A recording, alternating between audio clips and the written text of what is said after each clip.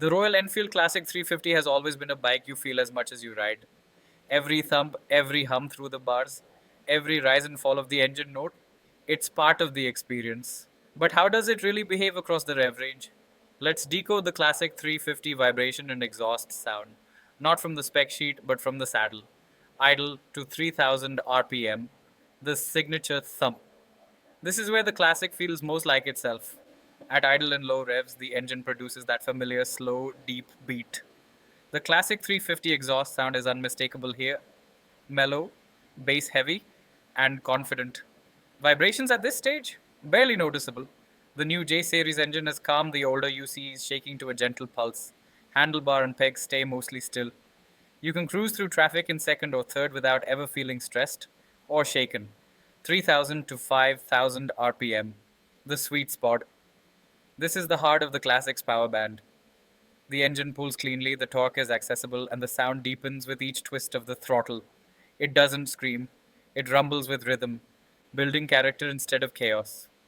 Vibrations start to creep in above 4000 RPM, mostly through the foot pegs, but it's still well within comfort territory.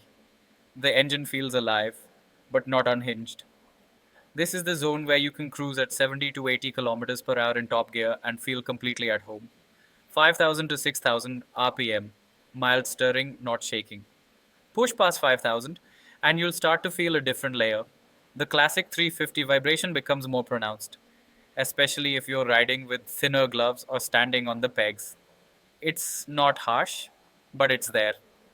A subtle reminder that the bike prefers grace over aggression. The exhaust note, meanwhile, gets a bit flatter. Some of that signature thump starts to fade as the engine begins focusing more on revs than rhythm. It's still composed, but you can tell it doesn't belong here for long. Above 6000 RPM, you're leaving its comfort zone. If you're riding the classic 350 past 6000 RPM regularly, you're kind of missing the point. The vibrations start to feel buzzy. The sound turns coarse. The smoothness the J series engine introduced begins to thin out. It'll still do the job. Climb highways, overtake buses. But it won't feel as refined. It's a zone for quick bursts, not for cruising. The charm lies below, not beyond. What does this mean for you? If you're buying the classic 350 for its relaxed character, it'll deliver. The exhaust sound is rich and rewarding in the low to mid revs. The vibrations, once a deal breaker for many, have been tamed without removing the soul. This is still a motorcycle you feel, just with fewer compromises.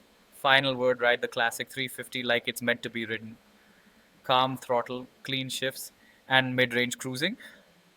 And it'll reward you with a beautiful exhaust note and just the right kind of mechanical feedback. Vibration? It's still part of the story, but now it's a quiet supporting character, not the lead.